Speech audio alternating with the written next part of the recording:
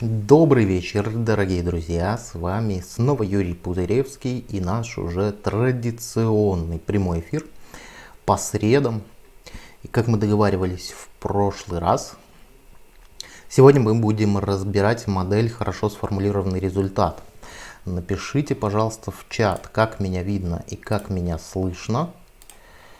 Напишите, пожалуйста, в чат, как меня видно и как меня слышно, и будем начинать наш прямой эфир, который, я надеюсь, многие из вас ожидали, а может быть и зашли случайно, но тем не менее. Сегодня поговорим о целях и как делать так, чтобы у вас был план достижения целей, как делать так, чтобы вы действительно делали шаги к этим целям, и как делать так, чтобы вы, постараюсь сейчас выразиться максимально корректно, не тратили время на ненужные цели. То есть вот модель хорошо сформулированного результата, она помогает проанализировать свою цель, либо ее где-то видоизменить, либо где-то ее докрутить и иметь для себя пошаговый план, чтобы цели достигались. Добрый вечер. Видно, слышно хорошо, отлично. Это очень-очень радует. Это очень хорошая новость, что видно и слышно хорошо. Сантьяго, ты наш... Все время забываю, как твое настоящее имя, а может быть я и не знал. Поэтому я уже привык тебя называть Сантьяго. Поэтому будет пока так. Хорошо. Как ваше настроение, как ваше состояние, как вы себя чувствуете? Как у вас погода, природа, из какого вы города? И давайте, пока подтягивается прямая трансляция, какое-то время пообщаемся на свободные темы, а потом уже начнем непосредственно разбираться с моделью хорошо сформулированный результат. Возможно, какие-то вопросы у вас возникли ко мне лично по поводу деятельности моего канала, по поводу моей деятельности. Не знал, меня все так и называют, второе имя практически. Ну окей, Сантьяго значит Сантьяго.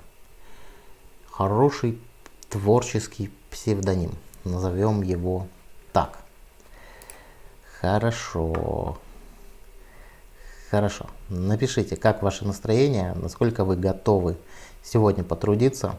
Я думаю, что мы сегодня будем работать где-то час с небольшим.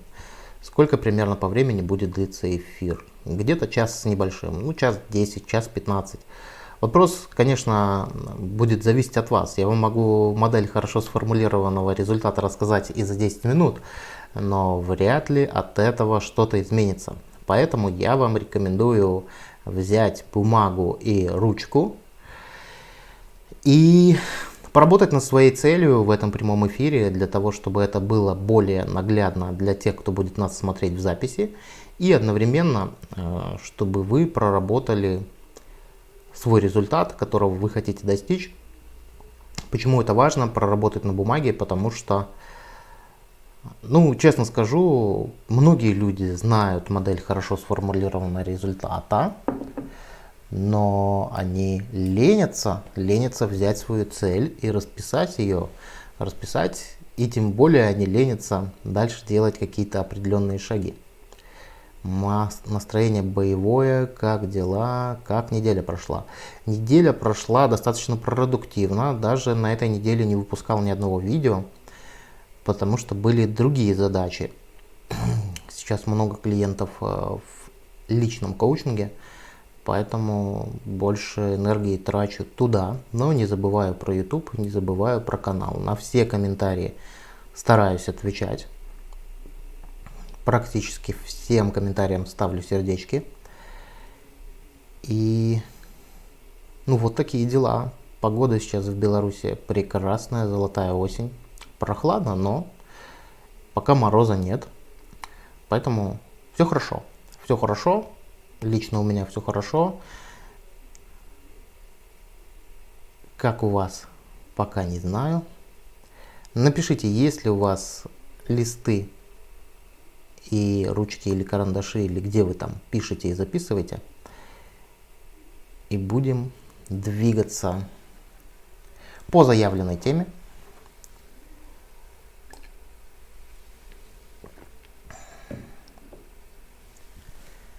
И разбираться с моделью хорошо сформулированного результата.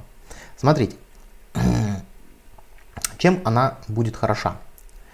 Это модель целеполагания и планирования. После того, как вы пройдете по технике хорошо сформулированный результат, что у вас будет?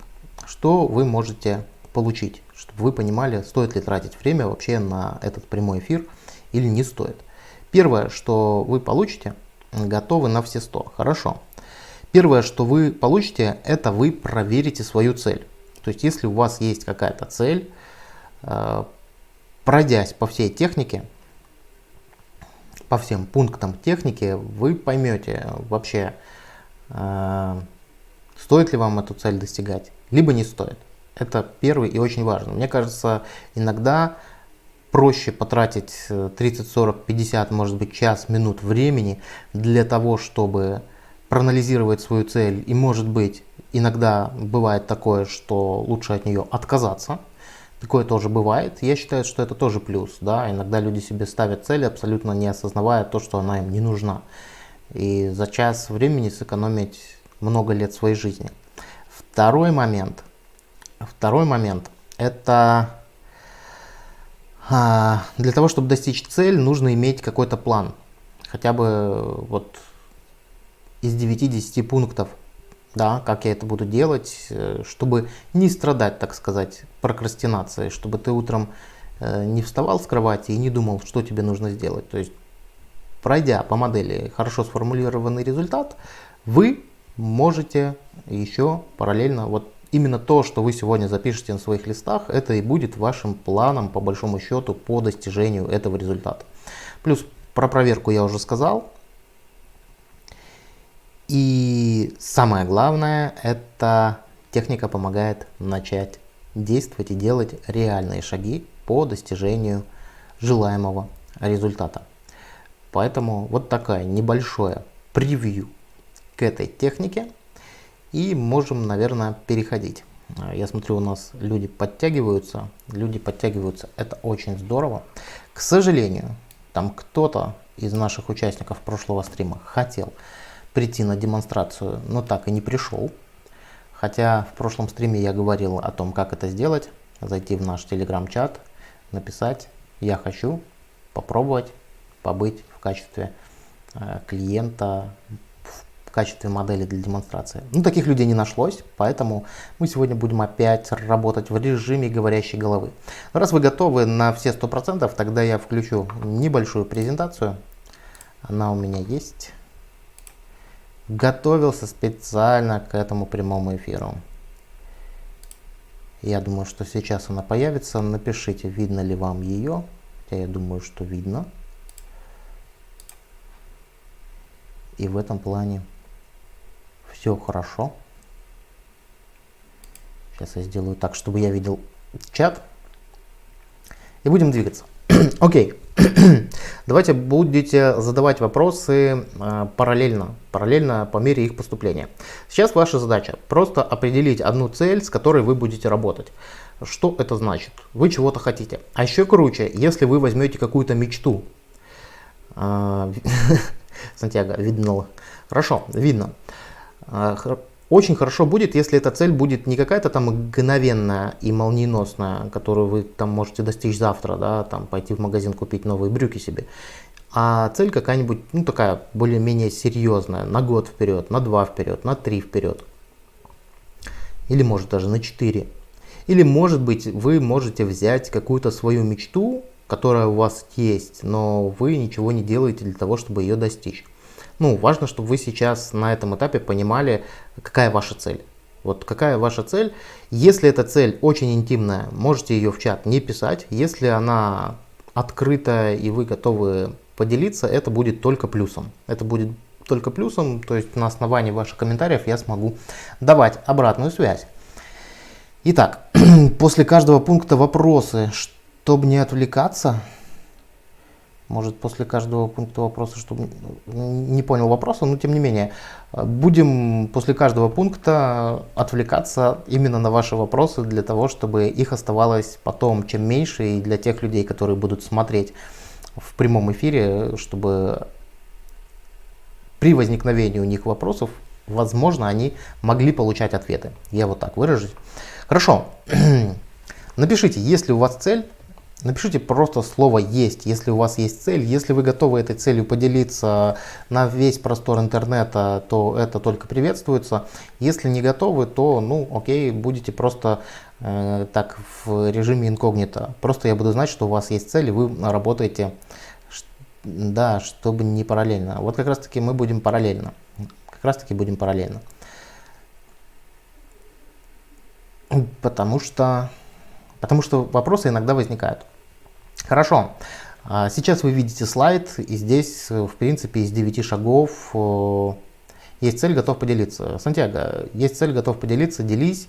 И если готов поделиться, ну, почему ты не приходишь в качестве модели на демонстрацию? Мы бы сделали с тобой, замутили крутой эфир через Zoom, где я бы видел тебя, ты бы видел меня, мы бы общались. Ну ладно, это такое лирическое отступление. Есть цель, готов поделиться, делись, и будем идти дальше. Вот сейчас вы видите на слайде весь хорошо сформулированный результат. Всего 9 шагов. 9 шагов, сейчас я каждый шаг объясню, и параллельно просто берите свою цель и параллельно с тем, что я говорю, анализируйте, и насколько она вообще соответствует. Немножко еще поделюсь эффектом. Ну, могу сказать, что эта модель, она очень хорошо работает. Работает в плане того, что вы получаете результат. Конечно же, вам придется его достигать, но вы уже понимаете, к чему вы движетесь. Я не каждую свою цель расписываю по модели хорошо сформулированный результат. Я их расписываю, ну, скажем так, те цели, которые сроком меньше, чем на год, я обычно не расписываю. Но в целом расписываю. Очень просто. У меня либо слишком мелкие проблемы, либо слишком большие для такой сессии.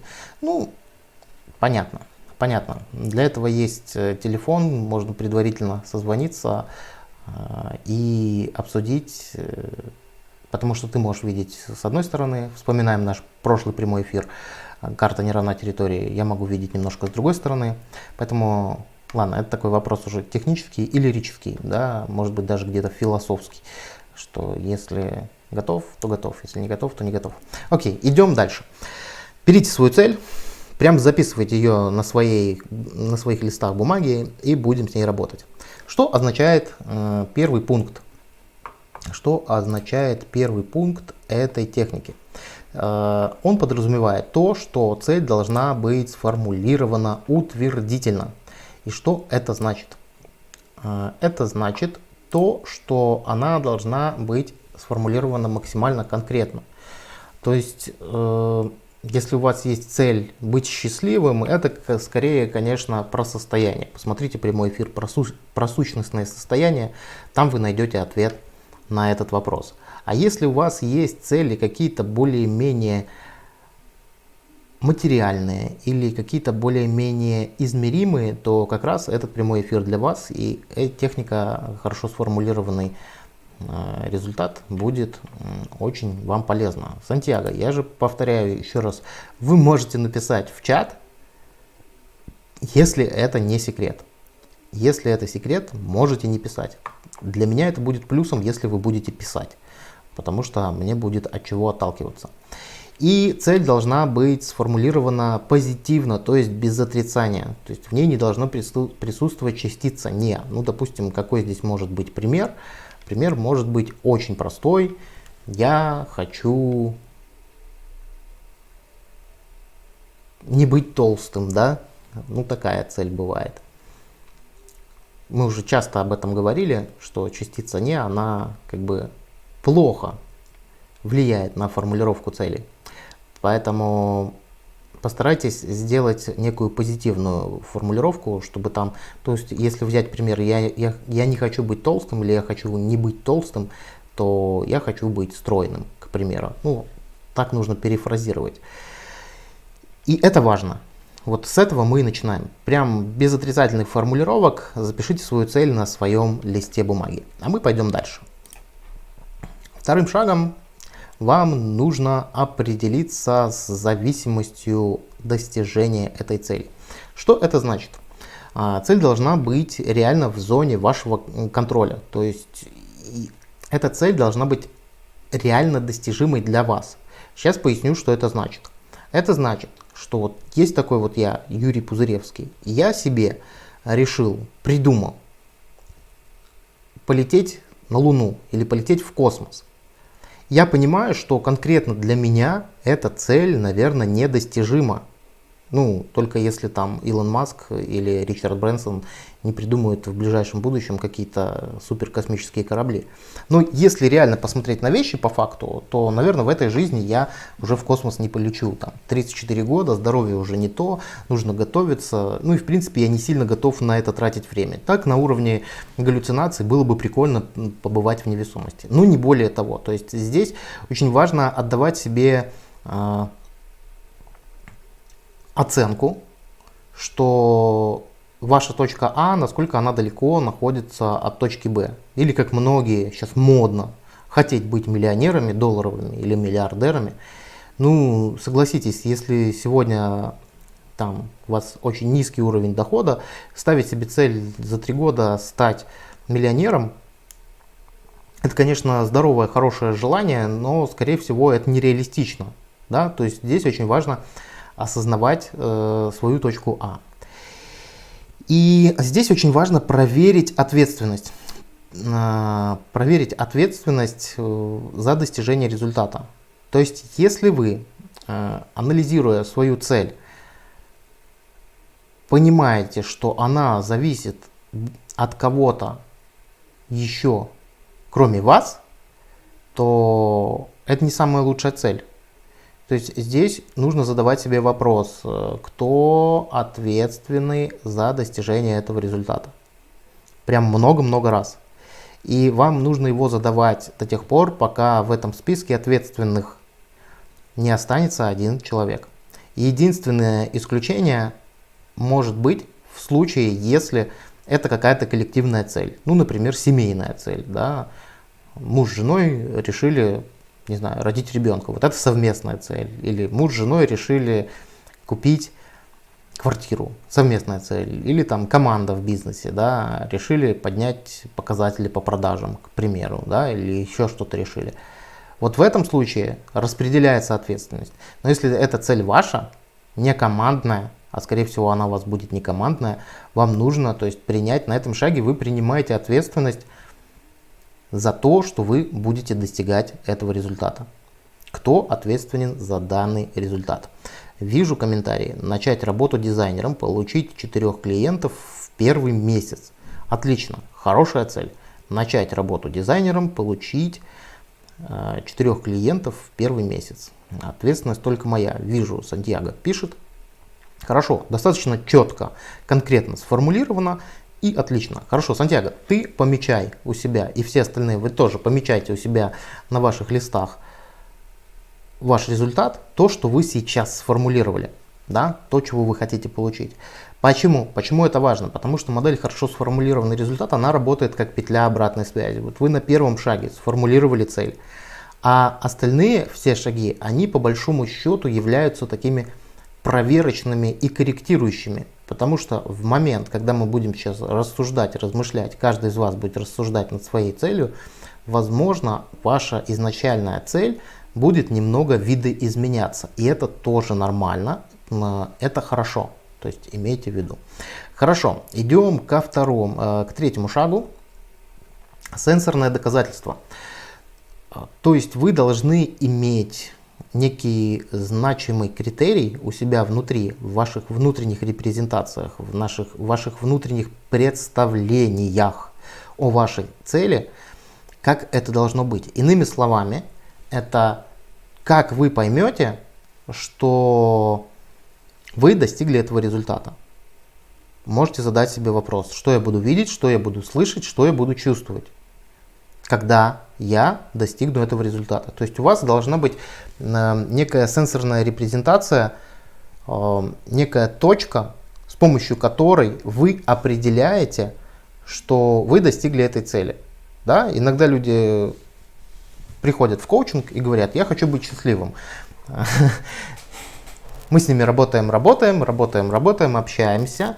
И бывает такое, что очень часто, да, такое бывает, что у человека в момент сессии поднимается настроение. И я ему задаю вопрос. Ты же счастливый? Ну да. Так ты, выходит, своей цели достиг? Он начинает чесать репу и говорит, ну нет. Вот это как раз таки шаг. То есть вы должны иметь четкое понимание о том, как вы поймете, что вы этой цели достигли. Желательно, чтобы оно было описано в виде образов визуальных, звуков и ощущений. То есть вы должны что-то чувствовать, вы должны что-то слышать, вы должны что-то видеть вокруг себя. Это прям важно. Выписка из банка в приложении, где видно оплаты от 4 людей за последний месяц. Отлично, Сантьяго, супер, очень конкретно, очень здорово. Хорошо. Все остальные, кто у нас присутствует на стриме, напишите, подайте хотя бы какие-то признаки жизни, хотя бы циферки какие-то напишите, хотя бы плюсики поставьте, что вы с нами, что я не разговариваю тут на стрим на двоих с Сантьяго. Просто дайте нам понять, что вы с нами. Хорошо, сенсорное доказательство есть. Понятно, что такое сенсорное доказательство? Напишите прямо в чате. Цифра 3 и слово понятно, если третий шаг понятен. Это важно, это прям крайне важно, потому что очень часто люди достигают цель, и они даже не заметили, что они ее достигли. Иногда бывает такое, что человек приходит с каким-то прям серьезным вопросом, с какой-то целью, а потом начинаешь с ним общаться, и там, ну, иногда бывают такие, знаете, финансовые вопросы. Я хочу вот множественные источники дохода иметь, хочу там 1, 2, 3, 4, 5. Хорошо, человек говорит, я хочу 5 источников дохода. А начинаешь с ним разговаривать, начинаешь с ним разбираться, а у него этих источников дохода оказывается даже больше, чем 5. Только он их не осознавал. То есть очень важно при формулировке целей ставить себе внутренний критерий, как вы поймете, что эта цель вами достигнута. Хорошо, хорошо.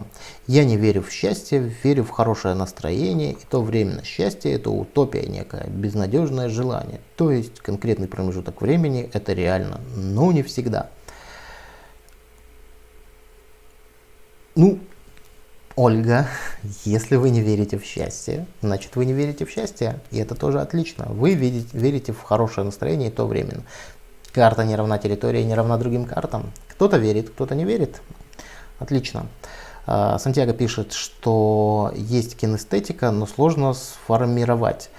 Сантьяго, здесь как раз таки на этом шаге очень важно, чтобы вы могли ощутить это ощущение.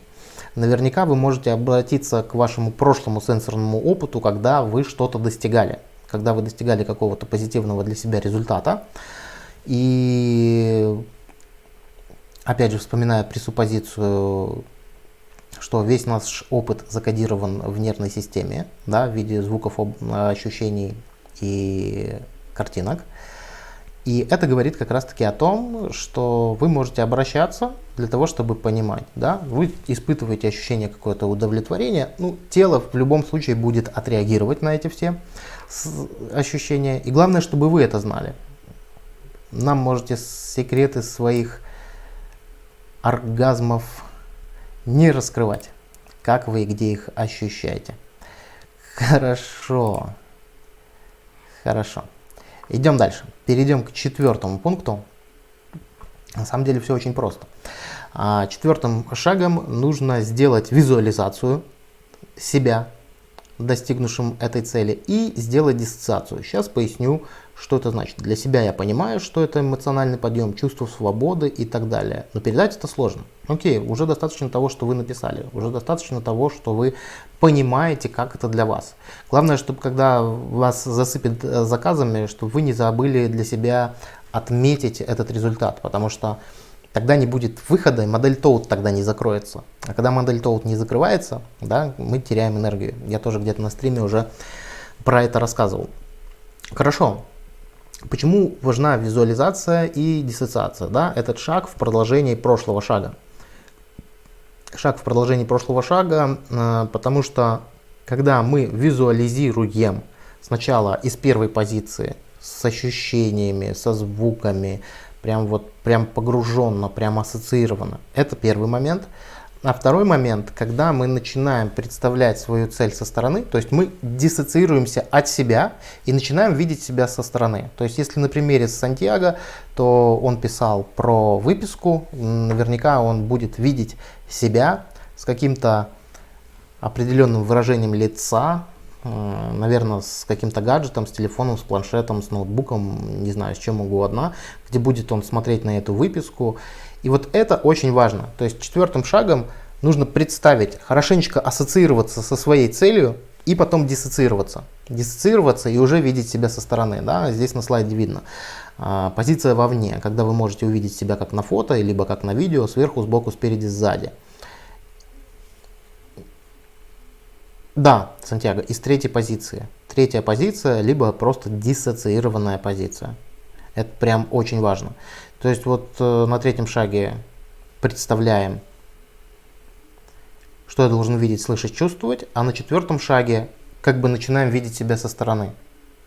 И здесь уже начинается НЛП, да? Здесь уже начинается программирование. Таким образом, я в каком-то одном из стримов тоже говорил, почему так.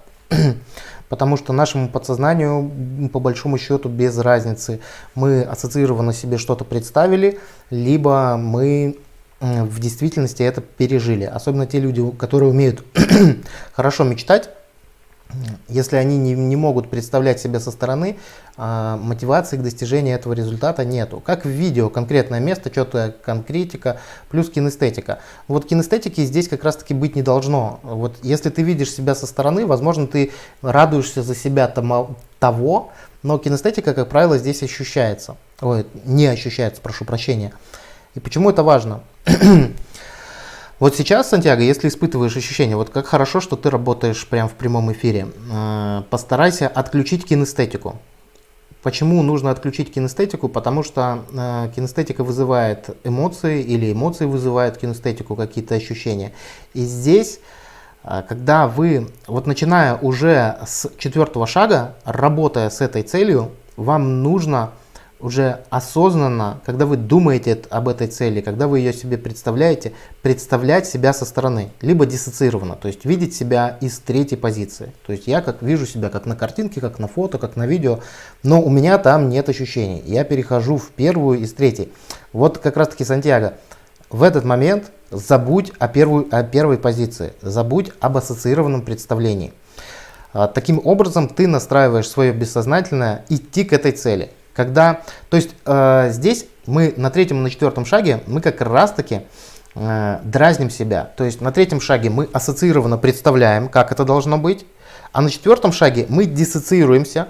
А когда мы диссоциировались, мы как бы в третьем шаге ассоциировались и испытали, как это может быть, а на четвертом шаге мы диссоциируемся, и там должны отключаться ощущения. И тогда мы себя подразнили, но видим картинку со стороны. Это как, знаете, быку красное показывать. Он видит, что ваше подсознание будет видеть, что вы еще не там. И это прямо очень важно. Звук, кстати, должен быть, я голос свой слышу. Тьфу, Сантьяго, я уже подумал, что ты в стриме голос свой слышишь. Нет, голос может быть, а может и не быть. Плюс, ты представь, ты как будто себя видишь, как в фильме, или ты зашел в какое-то помещение, а там стоишь ты с этой выпиской, там, с телефоном, с чем-то еще. Как ты себе это представил? И там могут быть звуки. Но единственное, что, как правило, ты как сторонний наблюдатель просто смотришь на себя, ощущений там быть не может. Или они будут самые минимальные. Отлично. Отлично. Вот это прям ключевой момент на самом деле. Вот здесь происходит вся магия. Дальше уже как бы будет работать логика. Хорошо, переходим к следующему шагу. Контекст и конкретизация. На этом шаге мы еще раз проверяем свою цель, насколько она конкретная, и добавляем в нее деталей. Что это значит? На этом шаге стоит задуматься, где, в какой местности будет цель достигнута, когда определить срок, когда я хочу достичь этой цели. Ну, в определении срока тоже нужно быть реалистичным, да. Если ты понимаешь, что ты можешь это сделать за какое-то определенное время, то лучше себе поставить такую цель. Сейчас поделюсь своим примером. Я когда хотел стать тренером НЛП международного уровня, я себе, вот когда я понял, я прям делал хорошо сформулированный результат на эту цель, я себе поставил срок 5 лет. Вот реалистичный срок. То есть я понимал, что мне нужно там и стажировки проходить, и образование, там и маркетингом заниматься и так далее и тому подобное. Я себе поставил реалистичный срок, что вот через 5 лет у меня это все будет.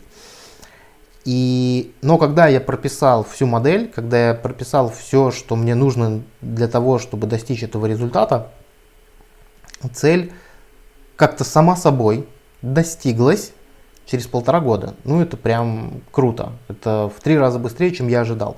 Поэтому это ждет и вас. Но главное поставить реалистичную цель. Так, да все отлично, могу подальше отойти, чтобы не слышать. Ну, попробуй. Смотри, звуки окей, визуальный ряд окей. Ощущения постарайся, ну, как правило, сама диссоциация, она и ослабляет ощущения, либо их отключает вовсе. Поэтому сильно там можешь не переусердствовать. Главное, чтобы ты видел себя достигшим эту цель, и чтобы тебя эта картинка привлекала. Но ощущений там, как правило, быть не должно. Так вот, как раз таки на 5-м шаге нужно заняться конкретизацией. Поставить сроки, поставить контекст, то есть определиться, где это будет. Ну, хотя бы приблизительно, там, в каком городе, в какой стране. Какие люди будут присутствовать рядом с тобой, или, возможно, ты будешь один. То есть вот чем больше конкретизации внесите на 5-м шаге в свой хорошо сформулированный результат. Цель. Сами 4 оплаты. Их достигают дома. Обстоятельства понимаю. Вопрос в сроке. Ну, попробуй себе поставить реалистичный срок. У меня есть такой один интересный случай с моделью ХСР. Сейчас поделюсь.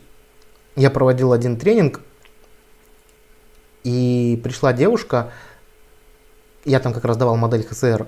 Она говорит, я точно знаю, что я хочу зарабатывать деньги, помогая успешным женщинам становиться более красивыми. У нее не было ничего для этого. И она начала делать ХСР. Она сначала сформулировала эту цель так. Потом она начала рассуждать. И потом она себе поставила срок, что на этой деятельности она заработает $20 за месяц. Но она реалистична, она была вообще никто в этом бизнесе, который она начала для себя. А чем она стала заниматься? Она стала мастером-бровистом. А когда она решила, что она хочет стать мастером-бровистом, у нее не было ничего, только свой карандаш, которым она сама себе рисовала брови. Но она себе поставила реалистичную цель. За месяц, не знаю каким образом, используя свой один карандаш, заработать на этом $20. И у нее получилось. Текущий срок месяц, до 28.11. Я понимаю, что это возможно, но есть протест какой-то. Хорошо, Сантьяго, если есть протест, вот в этом случае, если вы понимаете, что вы ставите какой-то реалистичный себе срок, но вы испытываете какой-то внутренний протест, поставьте срок больше.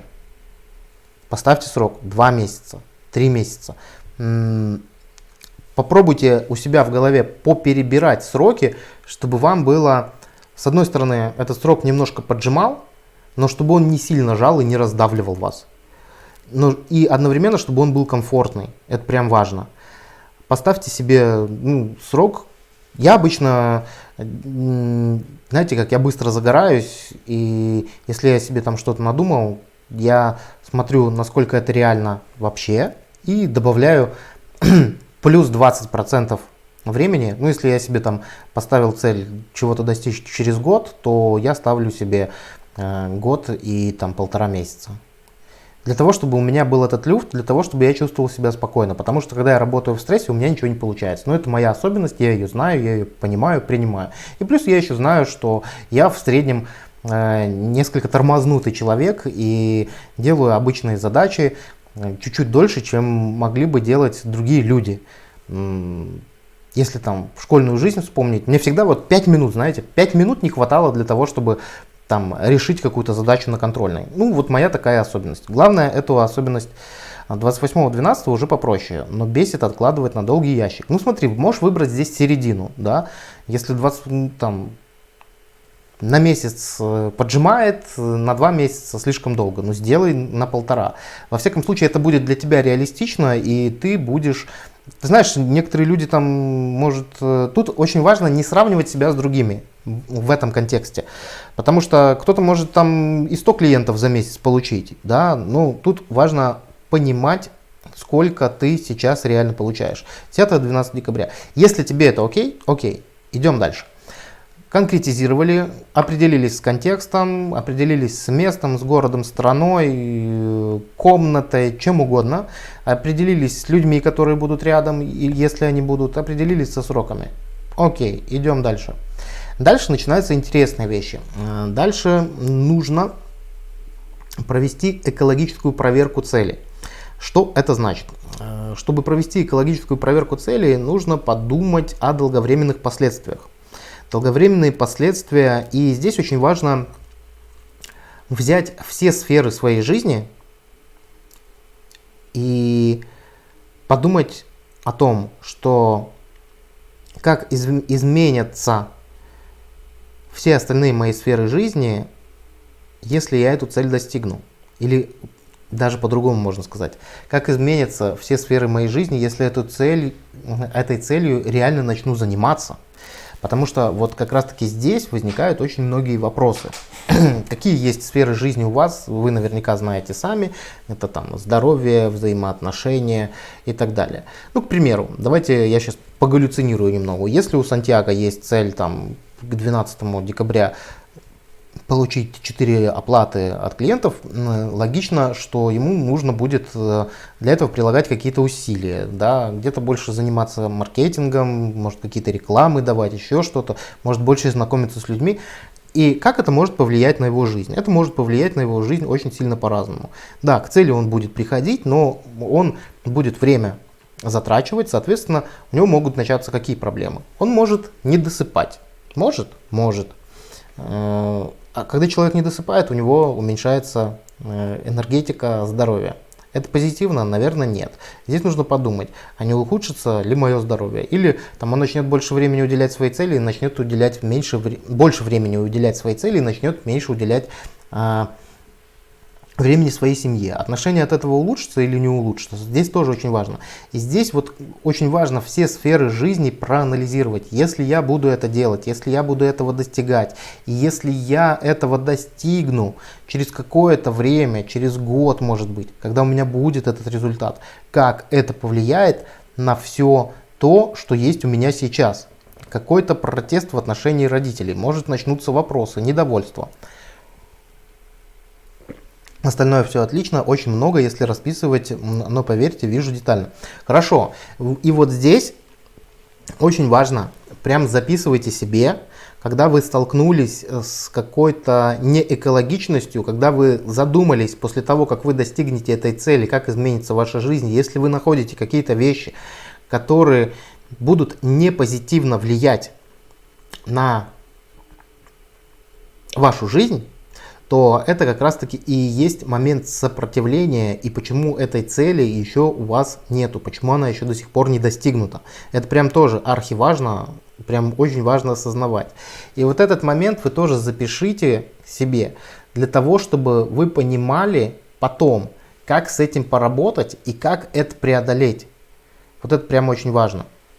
Еще раз, задайте себе вопрос, что будет через год или даже больше после того, как я достигну этой цели, как я достигну этого результата, как изменится моя жизнь. И здесь очень важно тоже быть реалистом, потому что вот Сантьяго написал про родителей, я работал с одной женщиной, она медик, достаточно хороший специалист, и зарабатывает она хорошо, но у нее есть мечта, она хочет кофейню. Она разбирается в кофе, более того, у нее есть все ресурсы для того, чтобы открыть. Там есть и деньги, есть и знакомства, чтобы там все эти урегулирования сделать, все. Но она этого не делает, и она не понимает, почему она этого не делает. И когда мы начали проверять цель на экологию, когда я начал просто более конкретно задавать вопросы, вот ты откроешь свое кафе, пройдет год. Что будет с твоей семьей, что будет с твоей работой, что будет с твоими ощущениями, что будет с твоим здоровьем. И здесь нашлась интересная вещь, что ее муж будет против этого. И отношения с ее мужем, скорее всего, ухудшатся. И это как раз таки, на этом шаге очень приходят важные инсайты, почему же я не начинаю достигать своей цели. И какое нашла она решение для своей задачи? Она решила, что прежде чем она начнет достигать свою цель, она подготовит к этому мужа. Она начнет с ним какие-то, скажем так, на языке бизнеса переговоры о том, что все будет окей. То есть для нее вот эта важная часть ее жизни, супруг, семья, да, она важна. И именно поэтому, до того, как я ей не стал задавать вопросы, она не понимала, почему она не решается и не начинает это все делать. В долгой перспективе все отлично. Смотри, Сантьяго, еще про долгую перспективу. Твоя долгая перспектива, она может выглядеть следующим образом. Ты так смотришь, окей, через месяц я там 4 заказа получу, а через год я буду уже получать там 15 заказов, это будет и хороший доход, и тогда мои родители, они поймут, что я все-таки занимался правильным делом, да. То есть здесь такой некий небольшой самообман. Если ты написал уже про родителей, то тебе здесь стоит задуматься, может поработать с коучем, с психологом, либо просто где-то пообщаться с родителем и попытаться донести свою позицию, то есть чтобы как раз таки эта сфера жизни, взаимоотношения с родителями, это важная сфера жизни, чтобы это тебе не мешало. Потому что как только ты начинаешь заниматься чем-то, если у тебя начинаются проблемы в семье, в здоровье, ты начинаешь этим заниматься меньше. И здесь возникает очень много сомнений на самом деле. Если ближнее окружение, наверное, про окружение нужно будет отдельный стрим делать. Прям себе помечу. Потому что ближнее окружение желает тебе добра, любое намерение позитивно, но иногда твое окружение может тебе желать какого-то неправильного добра. Так, зачитаю. Слышу голос одного из родителей, что ты ерундой всякой занимаешься. Они хотят стабильности. Да, это классика жанра, да, они хотят, да. Но тут проблема в том, что мир сильно изменился и нужно учиться. Вариантов много на самом деле. То есть вот как раз таки, когда делаете экологическую проверку, продумайте, как это может повлиять. Как это может повлиять на мою жизнь.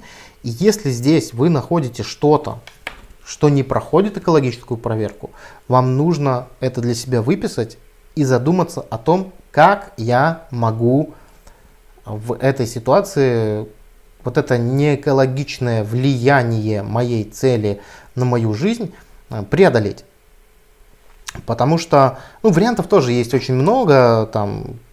Если ты не можешь, условно говоря, сказать своим родителям, ты от них как-то зависишь, да, допустим, живешь с ними вместе или еще что-то, сказать, останьтесь со своим мнением у себя, бывает такое, что ты не можешь это сделать. Можно же по-разному начать хитрить. Можно устроиться на окладе, да, и параллельно по вечерам во время перерывов тратить свое время на то, чтобы идти к своей цели. Тут вопрос уже внутренней мотивации, и у каждого, опять же, ситуация очень сильно разная. Забавно, что это чисто мои фантазии, реальность может быть другой. Тоже верно. То есть ты можешь попробовать, и может быть это не повлияет. Но если ты уже об этом заговорил, то скорее всего риск появления такой ситуации он будет, и тебе нужно выработать некий план, как ты будешь с этим справляться. Причем риск, скорее всего, он такой психологический. Когда начнется непонимание, они же тебя физически останавливать не будут, и в угол ставить не будут, цепями приковывать тоже не будут. Но психологически могут давить. Такое может быть. И тут же вопрос тоже психологической защиты внутренней. Окей, хорошо. Чем больше вы найдете, чем больше вы найдете каких-то вопросов, которые влияют на экологию вашей цели, а чем искреннее вы будете, вот на этом пункте с самим собой в этом моменте, тем лучше будет у вас настрой и понимание, почему я эту цель не достигаю.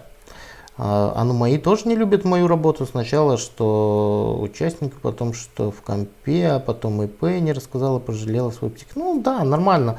Там что-то не рассказать, это совершенно нормально. Мы часто встречаемся с такими вещами. Что как только мы себе решили изменить жизнь, решились что-то попробовать, сразу мы становимся неудобными, неугодными, и в нашем окружении многие люди привыкли нас видеть каким-то одним определенным человеком. А когда мы переходим и начинаем что-то делать, причем что-то не совсем понятное для остального, для тех людей, да, они начинают пытаться тебя обратно вернуть в привычное состояние. К этому нужно относиться философски. У тебя своя жизнь, карта не территория, и понимать, что они это делают из любви. Вот так. Они действительно хотят тебе добра и хотят тебя защитить. Метафора ведра с крабами. Хорошо, отлично. Пойдем к следующему шагу. Следующий шаг — это у нас препятствия. Препятствия. Что здесь важно? Ну, понятно, что мои боятся всего, выходцы из СССР, везде угрозы, везде обмануты, и у них такие взгляды. Ну, у них такие взгляды, да, они всего боятся, но они же тебя защитить хотят, поэтому можно просто послушать и сделать по-своему, и все в таком духе. Сантьяго расскажет, что за ведро с крабами. Хорошо. Следующий шаг, он вытекает из предыдущего. Здесь вам нужно подумать над препятствиями, которые могут у вас возникнуть во время достижения цели. И здесь прямо важно выписывать список препятствий, потому что список препятствий, он на самом деле будет являться списком таких маленьких подцелей, которые вам нужно достичь для того, чтобы результат был реализован. Какие могут быть препятствия? Препятствия могут быть разные. Кому-то для того, чтобы его цель достичь, нужна какая-то сумма денег. Да, если у вас, там, не знаю, цель стоит открытие бизнеса или еще что-то. Кому-то для того, чтобы кем-то стать, не хватает какой-то квалификации. Ну, нет у меня образования там, дизайнерского, да, в случае с Сантьяго. Окей. Просто запишите это в препятствие. Вот здесь мы прям составляем список. Для чего мы это делаем? Для того, чтобы еще лучше осознавать свою цель. Для того, чтобы мы имели план действий. Так, когда краб вылезает из ведра с крабами, остальные тянут его назад вниз. Реально так? Ага, да. Ну, вот видите, Сантьяго, вы еще и в крабах. Хорошо, разбирайтесь. Окей. Список препятствий должен быть. Когда вы себе сознательно выпишете список всех препятствий, причем здесь тоже важна искренность. Не надеяться на что-то, а просто по-честному. Если у меня нет какого-то образования, напишите, да, у меня нет какого-то образования. Это внешние препятствия. Да? А есть еще препятствия внутренние. Прокрастинация, лень, откладывание на потом, страх, неуверенность и так далее и тому подобное. Отсутствие денег, отсутствие связи, отсутствие здоровья. Ну, я вам привел множество примеров. У меня одно препятствие — лень. Отличное препятствие. Но на самом деле за этим препятствием, наверное, есть еще множество других. Там та же самая рассеянность во внимании, когда бросаешься и начинаешь делать сразу 100 дел. Здесь нужно подумать. Позадавайте себе вопрос, что мне может помешать, что мне может помешать. И препятствие может быть, оно у меня по всем целям гуляет, это препятствие. Ну, тут вопрос, наверное, самодисциплины. Да? Если немножко себя потренировать, то можно достигать любого результата. Если препятствий нету, то это хорошо. Если вы сейчас осознаете и понимаете, что у вас нет препятствий, окей, тогда у меня может возникнуть справедливый вопрос. Вот еще один проверочный вопрос. Если препятствий нету, то почему эта цель еще не достигнута? Ну вот просто сами себе. А когда вы сами себе зададите: хорошо, неопытность — это уже препятствие. Окей. За ленью стоит то, что или нет энергии, или пропал азарт. Ну окей, нет энергии, тоже препятствие. Азарта нет, тоже препятствие. То есть здесь вы можете найти очень много интересных для себя вещей, которые в принципе не осознаются, но на самом деле имеют серьезное значение в вашем результате.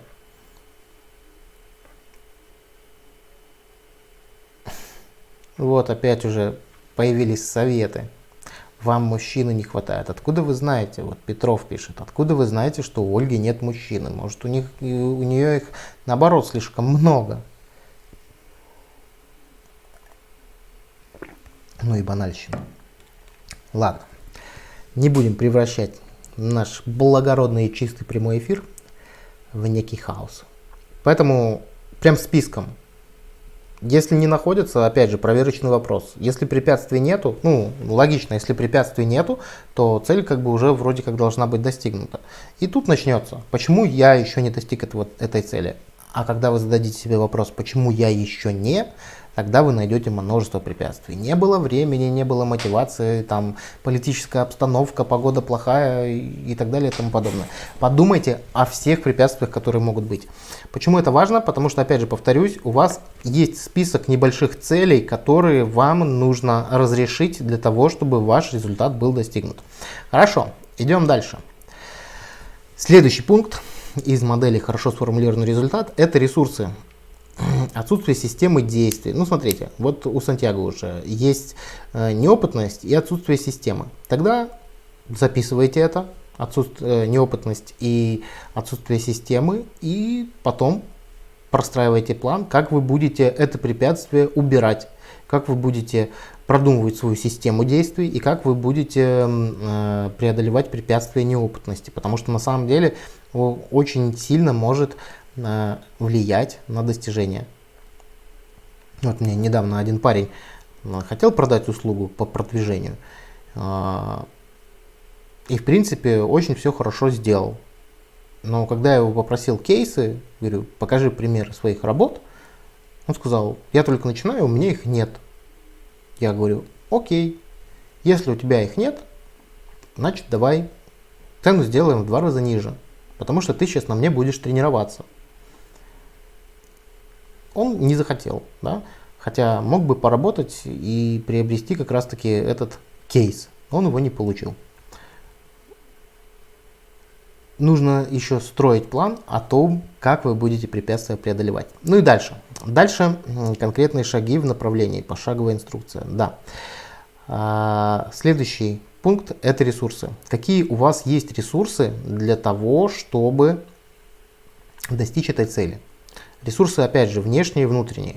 Деньги, воздух, погода, люди, чьи-то чужие ресурсы, связи, знакомства и внутренние ресурсы. Уверенность в себе, понимание того, что я это могу, там, и так далее, и так далее, и так далее. Большой энергетический запал. Здесь нужно составить список ресурсов, чтобы вы осознавали, что у вас это есть, благодаря чему вы можете достигать этой цели. Очень важно осознавать свои ресурсы. Могу сказать, что когда я работал со своей целью и хотел стать тренером НЛП, прям таком международного уровня, у меня из ресурсов было только мое большое желание. Больше не было ресурсов. Не было ни денег, ни поддерживающего окружения, ничего, ни образования там достойного и так далее. Это все было в препятствиях. Поэтому, ну, вот этот ресурс, мое большое желание, оно перевесило все, и цель была достигнута, причем с большим опережением. Я уверен, что у вас тоже так получится, но важно свои ресурсы осознать и написать их на бумаге. Прям вот через бумагу все, вся жизнь это препятствие, главное быть чистым душой. Ну, знаете, я не буду с вами сейчас спорить, у кого-то, вот смотрите, вот есть еще одна интересная штука, человек, как правило, свою жизнь описывает некой метафорой. И как раз таки вот Петров ВВ описал жизнь, что это препятствие. Ну и скорее всего, я с вами не знаком, но и скорее всего вы всю жизнь что-то преодолеваете, с чем-то боретесь. Но можно свою жизнь называть путешествием, можно называть приключением, можно называть борьбой, а можно называть сказкой. Как вы свою жизнь называете, какую метафору вы для своей жизни рисуете, скорее всего, вы так эту жизнь и проживаете. У меня, например, моя жизнь – это увлекательное путешествие. Поэтому тут каждому свое. Главное быть честным. Моя цель подходит по всем уровням. Только как-то заставить силу воли побороть лень. Но смотрите, Ольга, опять же, у вас есть препятствие – лень. И, скорее всего, лень ваша заключается в самодисциплине. Если вы начнете заниматься самодисциплиной, то все у вас начнет получаться. Хотя бы на какие-то проценты уменьшите свою лень и поймете, что все нормально. Так, еще кое-что надо глянуть в YouTube. Вопрос примерно получаса-часа. Окей. Надо кое-что глянуть в YouTube. Прямо скиньте мне пачку трюизмов и цитат о деньгах. Ладно. Хорошо.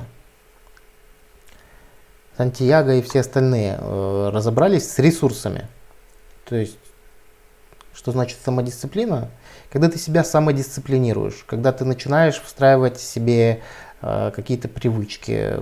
Опаздываешь обычно на полчаса, опоздай в этот раз на 15 минут.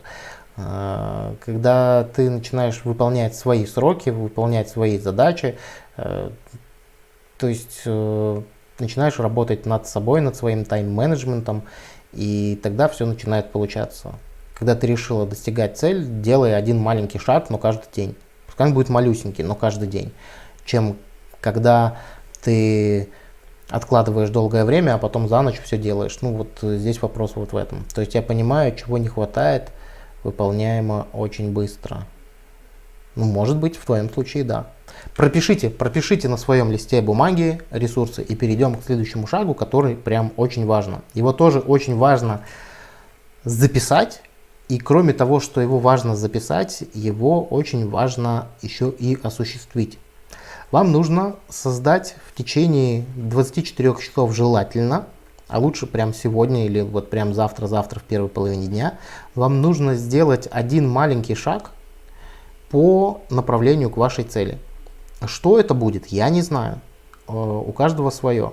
Единственное, что здесь не подходит, написать план, потому что план мы с вами уже написали. Написать план иногда бывает сложная задача, но мы план с вами уже написали. То есть, пройдя по ХСРу, вы уже проработали все свои шаги, и у вас уже план есть, что вам делать. Вы уже и над экологией поработали, и препятствия осознали, и ресурсы знаете, какие у вас есть, и так далее, и тому подобное.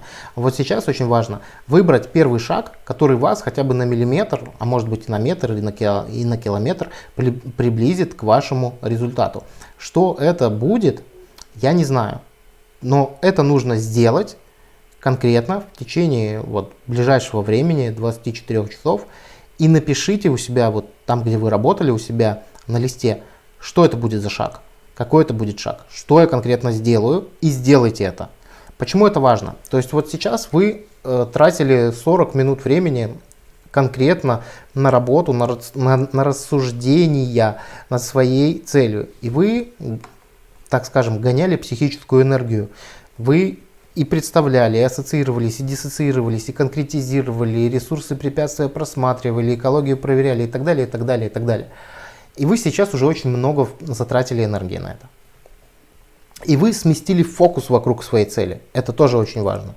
И для того, чтобы это все не растерялось, очень важно сделать первый шаг. Потому что вот здесь уже приблизительный механизм и план достижения результата у вас есть. Вам осталось просто начать действие. И любой результат, он подразумевает действие. Без действия результата не будет. Первым шагом не может быть «я подумаю об этом еще раз». Первым шагом не будет «я попробую во всем разобраться и все расписать».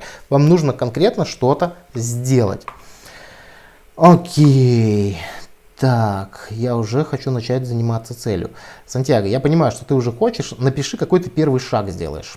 Причем он должен быть не глобальный, а вот прям вот, но реально приближающий.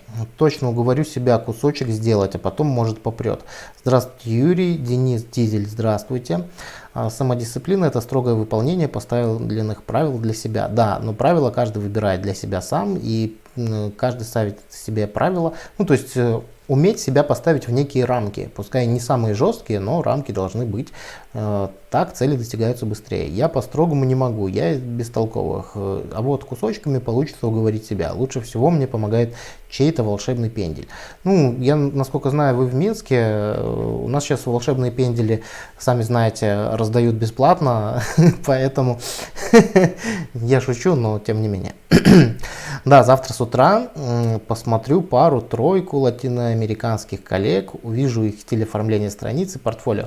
Окей, это очень круто, но вы будете в этом учиться. А как ваше обучение вам поможет прийти к этому результату? От того, что вы посмотрите ролики, клиентов у вас больше не появится. Просто подумайте, что конкретно вы можете сделать. Позвоните 10 потенциальным клиентам, расскажите 10 людям, что вам нужны клиенты. Вот, Сантьяго, свяжите ваш первый шаг именно с приближением вашей цели. Я просто почему здесь говорю так? Потому что я уверен, что вы уже много смотрели разных роликов, но к цели не приблизились. Поэтому подумайте, что это может быть, хотя бы что-то минимальное. Может, напишите какой-то пост в соцсети, может, куда-то объявление подадите на какую-то доску объявлений, там, не знаю, базу фрилансеров там, или еще что-то. Вот здесь очень важно, здесь не обманывать себя, не оттягивать, сделать маленький простой шаг. Вот подумайте, что это может быть. Так, а я подписана на тяге креативщиков. Интересно, в свою копилку в телеге сохраняю. По хэштегам потом можно найти реклама, дизайн, идеи. Все-таки волшебника вам не хватает. Кому не хватает, не знаю. Тоже интересно, Ольга. Хорошо. Но опять же, Петров ВВ, он почему-то... Не знаю, может быть, Петров ВВ пришел познакомиться с кем-то на этот стрим. Не знаю, может, у него такая цель. Интересно, интересно. Есть такие люди, которые ходят и всем рассказывают. Тебе надо жениться, тебе замуж надо. Хорошо, что Петров ВВ еще пока не рассказал мне, что нужно делать мне, чтобы у меня было все хорошо. Хорошо, тогда залью 1-3 видео в Инсте и в ТикТоке. Уже интересней. Можете залить. Просто продумайте, чтобы это был реальный эффективный шаг. Маленький, может быть, он чуть-чуть продвинет, но важный. Со своими работами. Привет, Юр. Связать с эмоцией. Кого связать, что связать с эмоцией. Не понимаю, друзья. Пишите более развернутыми предложениями, потому что читать мысли я умею, но не так хорошо, как вам кажется. Хорошо. Вот что значит модель хорошо сформулированного результата. То есть вы берете свою цель и ее по 9 шагам, по всем 9 шагам ее прогоняете. Начинаете от формулировки, от зависимости достижений, ну и так далее. И самое важное, 4-м шагом, это найти триггер, который запустит цепочку. Триггер должен быть таким, вот прям, на мой взгляд, самый важный это триггер. Когда ты делаешь реальные шаги, и важно, чтобы ты понял, что вот я это сделал, и вот, не знаю, как в случае с Сантьяго, там, не знаю, 0,3 клиента у меня уже появилось. Вот это прям очень важно. Так, туризмы будут, у вас хорошо получается вбросы делать ни о чем, только мне о финансах. Видите, Петров, ВВ, Ольга, на самом деле, она денег хочет, а не мужика. Может, с мужиками у нее реально все в порядке, а вы своей картой реальности звоните и рассказывайте ей, что ей нужно. Вот такие вот друзья. Хорошо, мы быстро сегодня разобрались с моделью хорошо сформулированного результата. Очень круто поработали. Напишите, пожалуйста, сейчас обратную связь. Остались ли вопросы по этой технике? Я стараюсь не усложнять. Некоторые люди там 11 шагов придумывают в ХСР, там 15, ну вот классика, там 8-9 шагов и все. По-моему, у Майкла Холла вообще там 6 шагов. Хорошо, я понял, что нужен за триггер. Так напиши, что ты понял. Может быть, мы еще немного скорректируем твой триггер, чтобы понимать, что за он. Хорошо, друзья, напишите, есть ли вопросы, потому что они обычно возникают, хотя вроде как все предельно ясно, но они могут возникать. И вы эту модель можете всегда использовать, возвращаться к этому прямому эфиру, брать презентацию, прям проделывать ее для себя И поверьте мне, когда вы имеете такой план, когда вы имеете такой план достижения, цель достигается уже легче. И иногда людям хочется иметь прям какой-то... Так, Игорь пишет: Юрий, оставьте рамку с 9 шагами. Хорошо, сейчас включу рамку. Ну, так, давайте, знаете, что сделаем? Я сейчас включу рамку, сделаю ее вот так, а вы сделаете скриншот. Сделайте скриншот, я чуть-чуть побуду безликим. Когда сделаете скриншоты, напишите мне, что вы сделали, чтобы я ее убрал. И на чем я остановился, не помню. Так вот, когда мы имеем... Можно пояснить немного про тайм-менеджмент, как организовать каждый день. Очень интересная и глубокая тема. Можем сделать следующий стрим на тему тайм-менеджмента. Если хотите, есть несколько интересных моделей, на которые сейчас нету времени обсуждать, но я напишу. Тайм-менеджмент людям интересно. Ну, много на самом деле моделей тайм-менеджмента. Вижу, что скриншот сделали. И я снова появляюсь перед вами. Триггер создать коворк на одноименной площадке. 1-3 видео. 3 тату мастерам с предложением услуг. Хорошо. Ну, давайте проголосуем. В следующий раз про окружение поговорим или поговорим про тайм-менеджмент. Что актуальней на данный момент? Я буду готовить для вас следующий стрим. Что еще? Так, Петров ВВ нам что-то писал интересное. Сейчас мы посмотрим. Волшебника не хватает. Скажите, пожалуйста, Юра, люди сейчас свободные? Я не знаю, смотря какие люди. Я свободный человек. Это вы у людей спросите, почему я должен отвечать на этот вопрос. Вы человек чести, это очень здорово. Что за окружение? Окружение — это то, как влияет окружающие на нас люди, с кем мы живем, с кем мы общаемся конкретно, непосредственно, как они влияют на нас, как мы влияем на них, и как изменить свое окружение, как сделать так, чтобы нам лучше притягивать тех людей, с которыми нам интересно. Ну, то есть вот такую тему можно развить. Окружение наше ближайшее. Так, а мнения разделились. Как поменять окружение, да, знаете, еще. Я просто еще, есть много информации, такой прям хорошей информации по поводу того, что, знаете, во многих книгах мотивирующих пишут, кто есть твое окружение, такой и ты. Если ты хочешь стать миллионером, начни общаться с миллионерами. Но нигде не написано, как это сделать, и нигде не написано, почему не получается. Потому что, если я сегодня там, не знаю, бизнес-тренер, может быть, у бизнес-тренера больше доступа, да, я иногда общаюсь с реальными миллионерами, но это все равно не о том. А если я, допустим, сегодня, не знаю, работаю в школе учительницей, а хочу стать миллионером, как мне начать общаться с миллионерами? Тут большой вопрос, да. А еще очень часто, когда ты начинаешь менять окружение, ты хочешь приобщиться к какому-то определенному сообществу с определенными ценностями, а у тебя это не получается. Ты начинаешь там с ними общаться, а тебя вроде как это окружение выплевывает, и ты не понимаешь, что происходит. То есть сменить окружение на самом деле это не такая простая задача. У меня есть наработки, которыми я готов с вами поделиться на следующем стриме о том, как это все-таки делать. И во всяком случае, когда вы поймете, что вам мешает, вы будете лучше осознавать, что вам сделать, чтобы подтянуть свое... Согласитесь, интереснее общаться с теми людьми, которые увлечены той же интересной темой, похожей работой, или в принципе увлечены развитием, да, развитием в какой-то области, чем общаться с теми людьми, которые, там, я не знаю, курят сигарету, лежат на диване и пьют пиво, да. Это разного рода люди, разного рода общение, окружение. Я не говорю, что те или иные плохие люди, но говорю в том плане, что есть люди, которые развиваются, есть люди, которые не развиваются. И как с этим быть, как с этим... Вот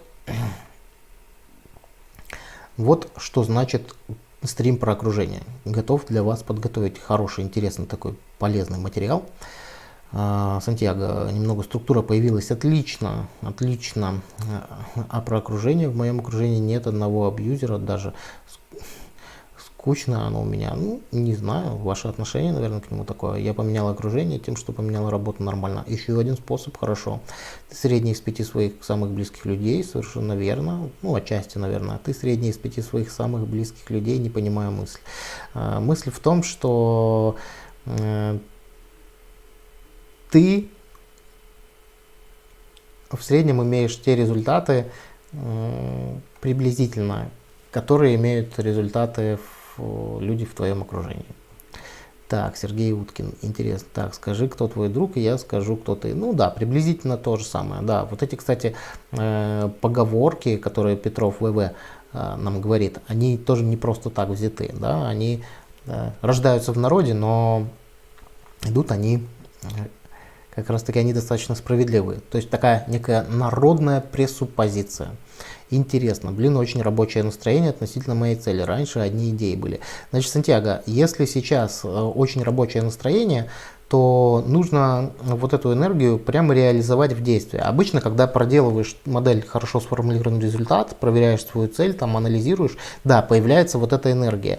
И вот этой энергией очень важно воспользоваться в течение 24 часов. Если есть сейчас энергия, если есть сейчас возможность и понимаешь, что сейчас можно сделать, лучше вот сейчас мы закончим стрим и прямо сейчас сделай. Потому что вспомнишь мои слова, если отложишь до утра, там устал там и все такое, то утром уже у тебя энергии будет намного меньше. То есть вот модель хорошо сформулированного результата, она разгоняет нашу психику и поднимает вот эту вот нашу внутреннюю мотивацию к достижению результата. Мои подруги все такие гипертимные, но им со мной нравится почему-то, хотя я другая.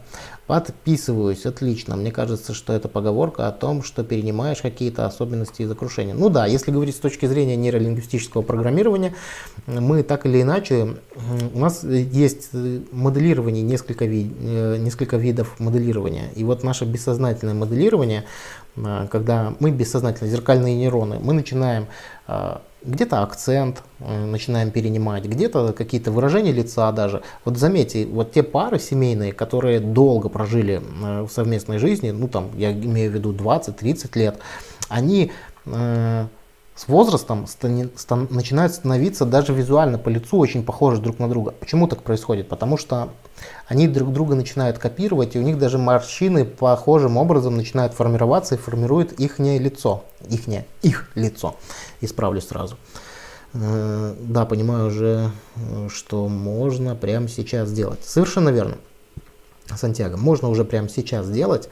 И вот это вот, то, что я сказал про бессознательное моделирование, оно, да, действительно работает. Оно действительно работает. И ладно, давайте не будем. Рапорт же. Рапорт, да, совершенно верно. Все правильно Сантьяго говорит. Поэтому мы сегодня, я думаю, очень хорошо и качественно провели время. И хороший прямой эфир останется на этом канале. И люди поймут, как им лучше достигать своих результатов. По-моему, все было очень просто, лаконично. Спасибо, Сантьяго, за активное участие. И на твоем примере мы смогли позадавать тебе вопросы. Напоминаю, что если вы хотите проработать какую-то тему, какую-то технику, вы можете добавиться в наш NLP-чат и там оставить свой запрос, и я, скорее всего, вас приглашу в прямой эфир. Мы в прямом эфире с вами пообщаемся, и вы поймете, как делать тот или иной инструментарий или тот или иное упражнение. Надо с утра эфиры делать. Ну, возможно. Я обычно, когда еще потрендим в чате, в следующий раз в среду в 9-9:10 Юра, комплементарный рапорт. То же самое Сергей Уткин. Не знаю, что такое комплементарный рапорт, поэтому напиши, что это значит. Ну, Сергей Уткин вот интересные комментарии пишет, он формирует какие-то свои понятия, с которыми я не знаком, поэтому я уточняю. Есть идея по поводу утренних эфиров. Миша Нестерюк. Где этот чат? Давайте сейчас покажу для всех. Сейчас покажу для всех. Смотрите. Открываю вам тайну своего рабочего стола на экране. Заходите на канал Юрий Пузыревский. Здесь есть шапка. Вот она. Здесь есть кнопочка «Подписаться на канал». Нажмите ее, если еще не нажали. Здесь есть кнопочка «Ссылка на сайт».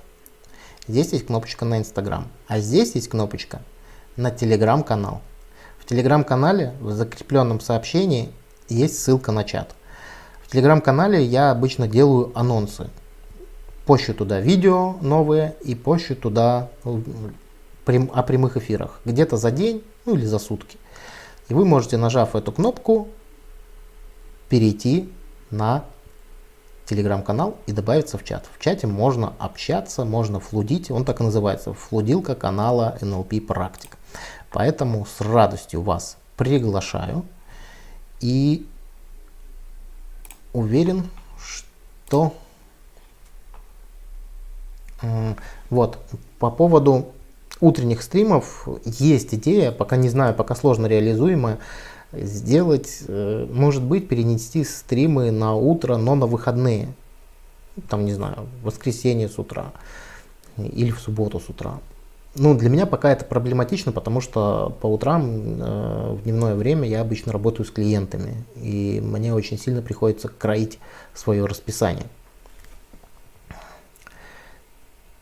Так, спасибо за возможность поработать. Сантьяго, ты молодец. Утром у меня работа. Извините, где чат ответил. Окружение, здравствуйте. Хорошо, у меня бывает два типа утра. Я на работе, я сплю. Ольга, молодец. Бессознательное моделирование проводится сейчас в мире. Оно всегда было. Хорошо. В системах, в которых мы входим. Сергей, очень отрывисто. Не могу уловить смысл вашего вопроса. Вот серьезно. Раз в неделю можно. Так, все понял. Где проводится моделирование? Ладно. От окружения во многом зависит тайм-менеджмент. Можно пиво. Отлично. Наташа появилась. Да, можно так. Телега. Ну все, берегитесь. Да, там не так много людей, чтобы беречься. У нас в канале, по-моему, там порядка 140 подписчиков, а в чате там человек 20. Поэтому расслабьтесь. Там люди как-то молчаливо. Ольга, кстати, вас там не хватает, чтобы динамика чата поднялась. Наталья, от тайм-менеджмента зависит. Все очень сильно зависит. Вас моделируют в настоящее время. Большой вопрос, ну, Петров ВВ. Большой вопрос, что вы имеете под моделированием. В моделировании с помощью нейролингвистического программирования, а мы работаем в этой рамке, общаемся в этой рамке, это одно понятие. А что значит, что имеете вы под моделированием? Большой вопрос. Поэтому не буду тратить время на обсуждение этих деталей. Хорошо, друзья, и вот еще какая новость нашего канала. У нас появилась возможность спонсорства. Если вы заметили, у нас на канале появилась кнопка «Спонсировать». Если вы на нее нажмете и станете спонсором моего канала, у вас появятся некоторые дополнительные бонусы. Могу рассказать немного об этих бонусах, у меня даже записаны они. Первый бонус – это ранний доступ к новым видео. То есть вы новые видео будете видеть в первую очередь, будете иметь возможность. Дальше. Будут отдельные прямые трансляции только для спонсоров. Возможно, мы их даже будем делать в несколько другом формате. Там будет меньше людей и будут толковые комментарии. Что еще? Будет секретный чат для спонсоров. И у вас будет доступ к секретным материалам. У нас есть такая вкладка, называется «Сообщество». Здесь я буду публиковать обсуждения, то есть вы будете участвовать в развитии канала. Что это значит? Вы будете, вот я запланировал какое-то видео, вы будете давать мне рекомендации, будем обсуждать, какую тему дальше обсудить, какое видео снять и так далее. И самое интересное, что здесь я буду, ну, тут есть публикации для всех, а есть только для спонсоров. Вот те публикации, которые будут для спонсоров, они будут с отдельной информацией секретной. В чем заключается секретная информация? Она заключается в том, что я здесь буду публиковать свои презентации, черновики, с помощью которых я готовлю видео, либо прямые эфиры. Там презентации все, черновики, даже книги, по которым я готовлю ту или иную информацию с подробностями. Поэтому, если хотите поддержать развитие нашего канала, можете становиться спонсором, это совсем недорого. По-моему, там что-то минимальный 49 рублей. Короче, 49 российских рублей. Поэтому милости прошу. Так, как создать привычку вставать сразу после первого звонка? Как создать привычку вставать сразу после первого звонка? У меня есть интересный на этот счет интересная фотка, я вам сейчас покажу ее. Вы мне как раз сказали, и я как раз ее вспомнил. Я сейчас дам вам ответ, как вам вставать, если хотите вставать с первого звонка.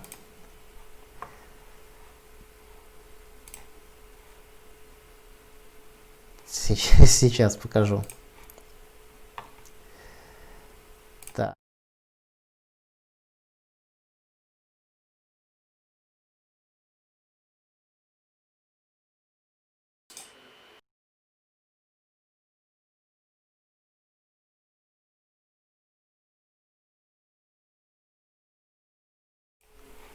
Одну минуту, друзья, у меня вот прям есть конкретный ответ на этот вопрос. Я просто сейчас думаю, как его показать. Сейчас я сохраню эту фотографию.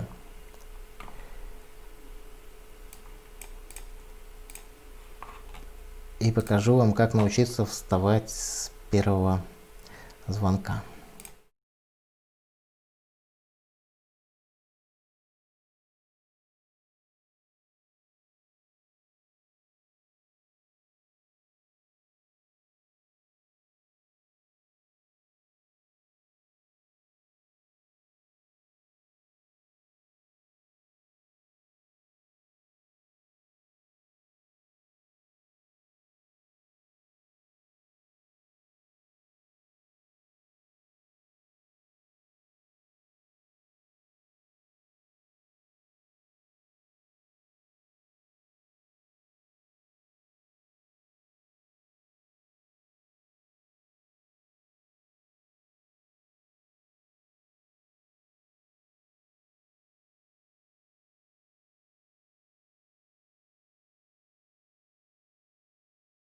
Вот таким образом можете научиться. Приделайте на свой будильник что-нибудь острое или обжигающее, и все у вас будет супер. Ну такая, конечно, интересная картинка.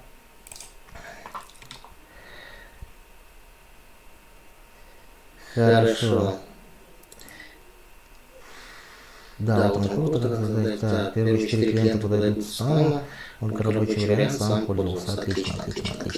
Хорошо, очень рад видеть тех людей, которые впервые присоединились к нашему стриму. Большое вам спасибо. Это приятно, что канал растет, развивается. По поводу спонсорства имейте в виду, там будет много дополнительной информации, которая не будет в открытом доступе. Буду рад, если вы будете поддерживать развитие, потому что на самом деле, как показывает практика, ведения YouTube-канала все-таки требует определенных вложений. Ну, те же стримы и так далее. Заскринить хочу. Хорошо, давайте еще раз. Давайте вот вы добавьтесь в наш NLP-чат, и я туда сброшу. Добавьтесь в наш NLP-чат, и я туда сброшу. Так, у нас появилось эхо. Эхо сейчас исчезнет. Все, эхо не будет. Окей. Эхо убрали. Еще раз повторюсь, что если вы хотите заскринить, добавляйтесь в наш NLP-чат, и там я сброшу эту фотографию, как вставать рано. Ну что ж, дорогие друзья, вы большие молодцы. Разобрали сегодня модель хорошо сформулированного результата, очень хорошо пообщались. Следующий стрим будет точно в среду, либо в 9, либо в 9:10, либо в 9:15 вечера. Пока такое расписание. Но, возможно, буду всерьез рассматривать делать регулярные стримы по выходным. Пока нужно попробовать. Потому что я не знаю, Сейчас уже люди привыкли. Огромное спасибо, Юр. NLP практик онлайн. Сколько стоит пройти? Ну, на данный момент курс стоит 300 евро. Сколько это в рублях российских? По-моему, это было что-то около 25 тысяч. Я пока к евро привязал цену. Такая цена, но ты учти, что это 3 месяца работы. Не то, что мы так на стримах раз в неделю встречаемся, а именно мы работаем в зуме с практикой, с теорией, с ответами на вопросы, с проработками. Ну, прям очень круто, крутые результаты у ребят. Поэтому, если задумываешься, можешь оставить заявку, мы с тобой свяжемся, пообщаемся. Мне лень вставать, если оно далеко. Поставьте нелюбимую бесячую песню. Ахаха. Хорошо. Жестко с утра об гвозди ладошками хлопать. Ну, вам же хочется. Где чат? Повторяюсь еще раз. Наш чат. Заходите в шапку моего канала на YouTube и добавляйтесь в чат. Там есть ссылка на телеграм-канал. Сейчас я еще сброшу ее в чат. И ссылка на телеграм-канал будет у нас в закрепленном сообщении к этому видео. Там есть и анонсы, там есть и все остальное. Хорошо, друзья, был рад всех видеть. Спасибо за работу, спасибо за это потраченное время. Вы все крутые, вы молодцы. Жду вас на своих курсах, жду вас в своих чатах, телеграм-каналах и жду вас на прямых эфирах. Не забывайте ставить лайки, подписываться на канал, делиться с друзьями. Чем больше будет комментариев под видео, тем легче мне ориентироваться в ваших запросах и актуальных темах. Ну а на этом у меня сегодня все. До скорых встреч. Пока-пока.